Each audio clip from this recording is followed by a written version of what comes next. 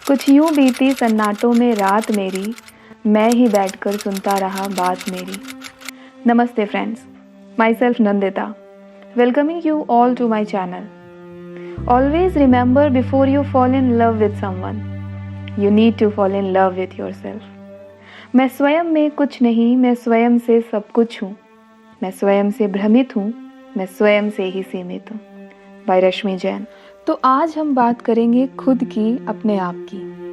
कभी आपने आराम से बैठकर सोचा है कि आप इस दुनिया में सबसे ज़्यादा किसे प्यार करते हैं? अगर इस प्रश्न को आप किसी से पूछेंगे तो उत्तर आएगा अपने पेरेंट्स से, बच्चों से, जॉब से, घर से, मोबाइल से, एक्सेट्रा एक्सेट्रा। लेकिन अगर आप इस प्रश्न को गहराई से सोचेंगे तो जो आंसर मिलेगा उसे आप मुश्किल से ही डाइजेस्ट कर पाएंगे, और वो उत्तर है अपने आप से। जी हाँ, सही सुना आपने, अपने आप से। इस दुनिया में हम सबसे अधिक प्रेम स्वयं से ही करते हैं। अगर देखा जाए तो हर छोटे से छोटा और बड़े से बड़ा काम हम अपनी खुशी के लिए तो करते हैं। चाहे वो अपने बच्चों से प्यार करने की बात हो, अपने पेरेंट्स की सेवा करनी हो, किसी के चेहरे पर स्माइल लाना हो, समाज सेवा करना हो, या फिर कुछ और। ये सब आप इसीलिए तो करते हैं कि आपको खुशी मिलती है।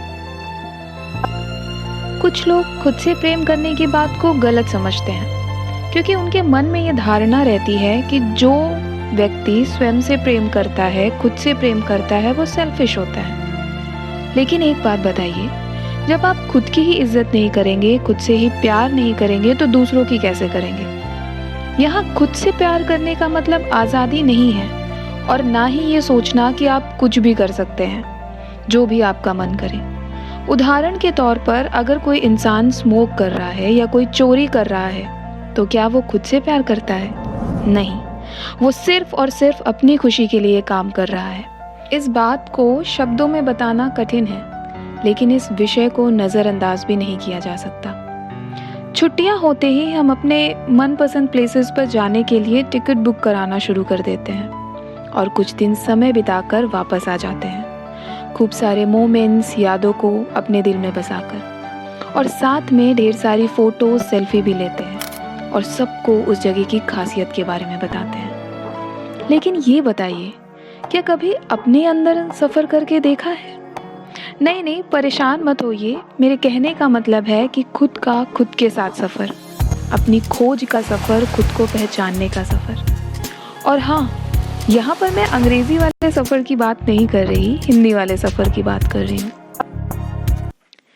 याद रखिए, इस संसार में देखने के लिए तो बहुत सारे खूबसूरत स्थान हैं, पर सबसे खूबसूरत है बंद आँखों से अपने भीतर देखना।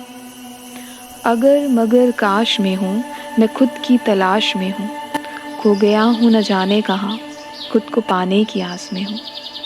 फ्रेंड्स, हम अक्सर बाहरी दुनिया का सफ़र तो खूब करते हैं, लेकिन खुद के डेस्टिनेशन को तो जान ही नहीं पाते हैं कि हम कौन हैं, हमारा अस्तित्व क्या है, हमें क्या करना चाहिए, हमारा सही मायने में कर्तव्य क्या है, और बहुत कुछ।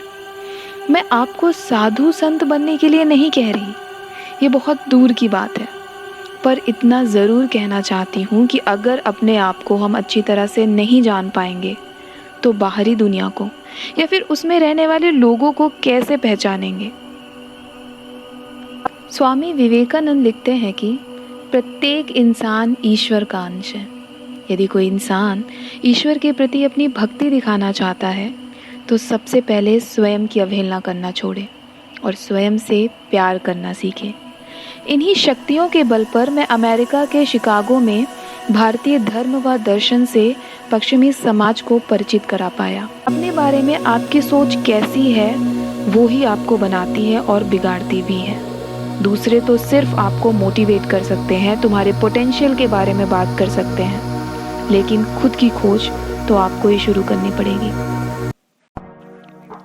तभी तो ये कविता लिखी गई है कि तू खुद की खोज में निकल, तू किस लिए हताश है, तू चल, तेरे वजूद की समय को भी तलाश है।